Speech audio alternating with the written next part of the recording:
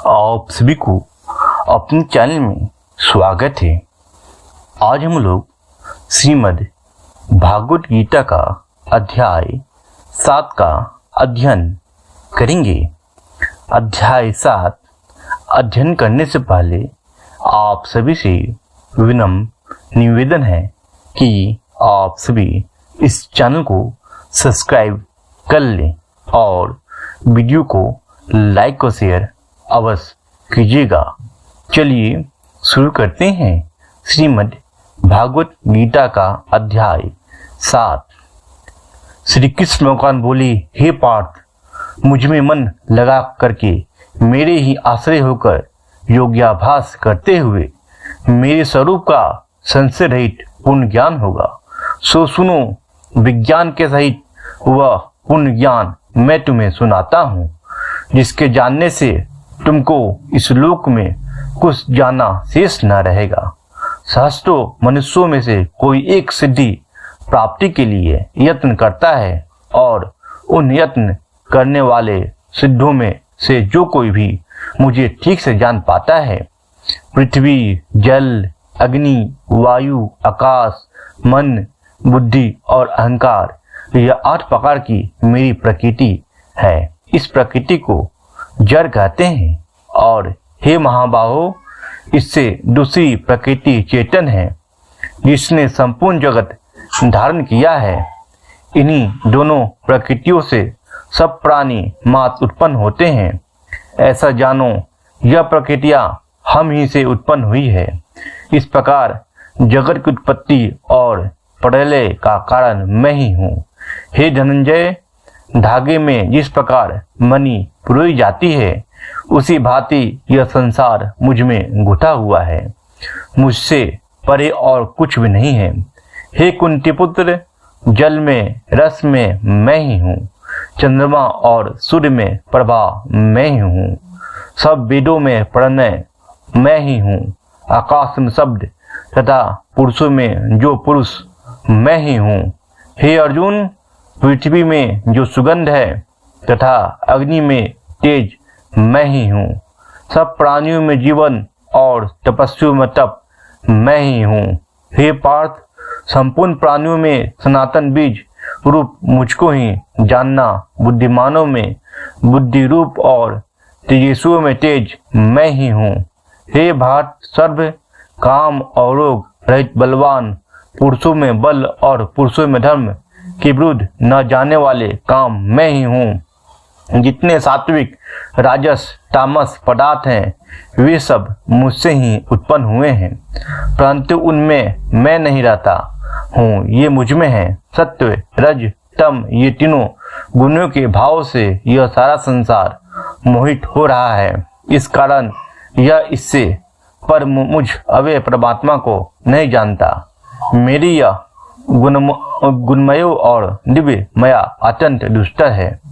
जो मुझको अनन्य भाव से भजते हैं, वे इस माया को पार कर जाते हैं। जो पापी, मूढ़, नाधम माया ने इनका ज्ञान हर लिया है और आसुरी भाव ग्रहण किए हुए मुझको नहीं पाते हैं। हे भारतश्रेष्ठ अर्जुन, 4 प्रकार के मनुष्य मुझको भजते हैं। दुखिया, जिज्ञासु, ऐश्वर्य की कामना करने वाला और ज्ञानी, जिनमें सदा मुझ में एकाग्र चित्त और केवल मेरी, क्योंकि मैं ज्ञानी को अत्यंत प्रिय हूँ और मुझको प्रिय है। इस यद्यपि ये सब भक्त अच्छे हैं, तथापि ज्ञानी तो मेरी आत्मा ही है, क्योंकि वह मुझ में ही मन लगाकर मुझको ही सर्वोत्तम गति मान मेरा ही आश्रय ग्रहण करता है। उनके जन्म के अनंतर ज्ञानी मुझे पा लेता है। ऐसा महात्मा अत्यंत दुर्लभ है। सब जगत को वासुदेव में समझे।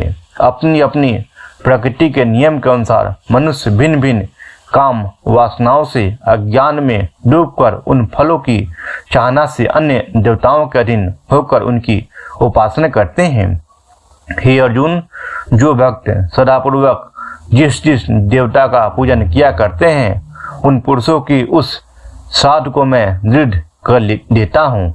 वह उस श्रद्धा से युक्त होकर उस देवता की आराधना करते हैं, फिर उसको मेरे ही रचे हुए काम फल प्राप्त होते हैं, परंतु उन अल्प बुद्धि वालों का फल नाशवान है।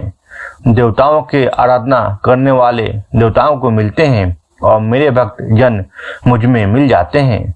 मेरी अव्यय अत्युत्तम स्वरूप को जानकर मन बुद्धि लोग मुझे अव्यक्त को व्यक्त मानते हैं। मैं योग माया से आच्छादित होने के कारण सबको नहीं देखता हूँ।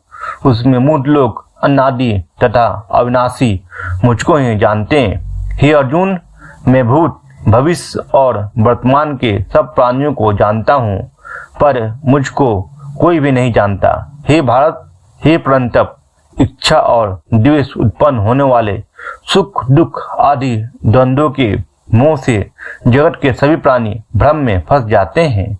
जिन पुण्य आत्माओं के पाप नष्ट हो गए हैं, वह पुरुष द्वंद्व के मोह से छूटकर दृढ़ निश्चय करके मेरी भक्ति करते हैं। जो मेरा आश्रय लेकर जीवन मरण के दूर करने के अर्थ प्रयत्न करते हैं, वे पुरुष पर ब्रह्म आत्मज्ञान और संपूर्ण कर्म को जानते हैं। जो आदिभूत अधिदेव और अधिज्ञ इन सब में व्यापक मुझे जान जाते हैं, वे समाधिस्थ पुरुष मरण काल में भी मुझको जानते हैं। इति 7वें अध्याय खत्म हुआ। अब हम लोग 7वें अध्याय का महात्म का अध्ययन करेंगे। श्री नारायण जी बोली, हे लक्ष्मी, अब 7वें अध्याय का महात्म सुन। एक पटेल नाम नगर है, जिसमें शंकुकन वैश्य रहता था। वह व्यापार करने को नगर के बाहर कहीं को जाता था।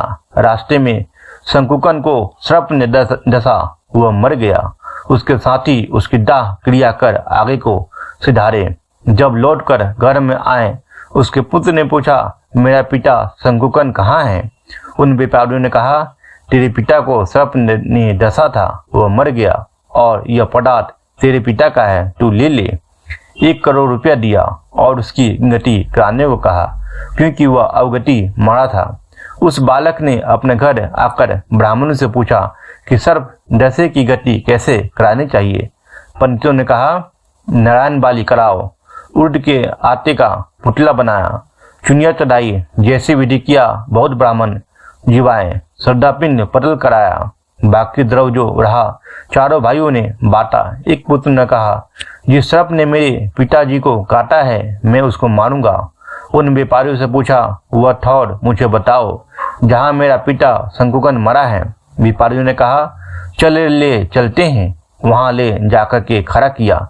देखा तू वहां एक बामी है, जिसे कंदलों के साथ खोदने लगा। जब छेद बड़ा हुआ, वहां से एक सर्प निकला। कहा, तू कौन है? मेरा घर क्यों खोद रहा है? उस बालक ने कहा, मैं शंकुकन का पुत्र हूँ। जिस सर्प ने मेरे पिता को मारा है, मैं उसको मारूंगा। तब सर्प ने कहा, हे पुत्र, मैं तेरा पिता हूँ। तू मुझे इस अधम देह से छुड़ा और मुझे मत मार। ये मेरा पर्व का कर्म था, सो मैंने भोगा।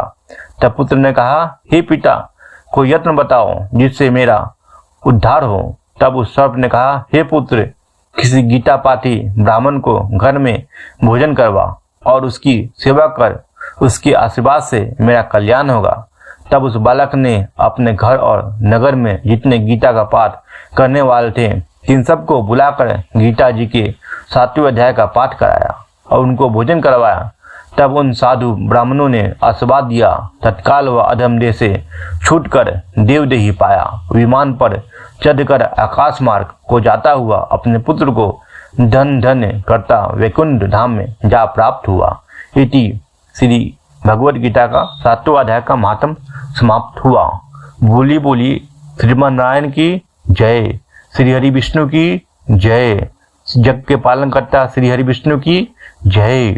श्रीमने नारायणी नारायणी नारायण भजले नारायणी नारायणी नारायण। श्रीमन नारायण नारायण नारायण, श्रीमन नारायण नारायण नारायण, श्रीमन नारायण नारायण नारायण।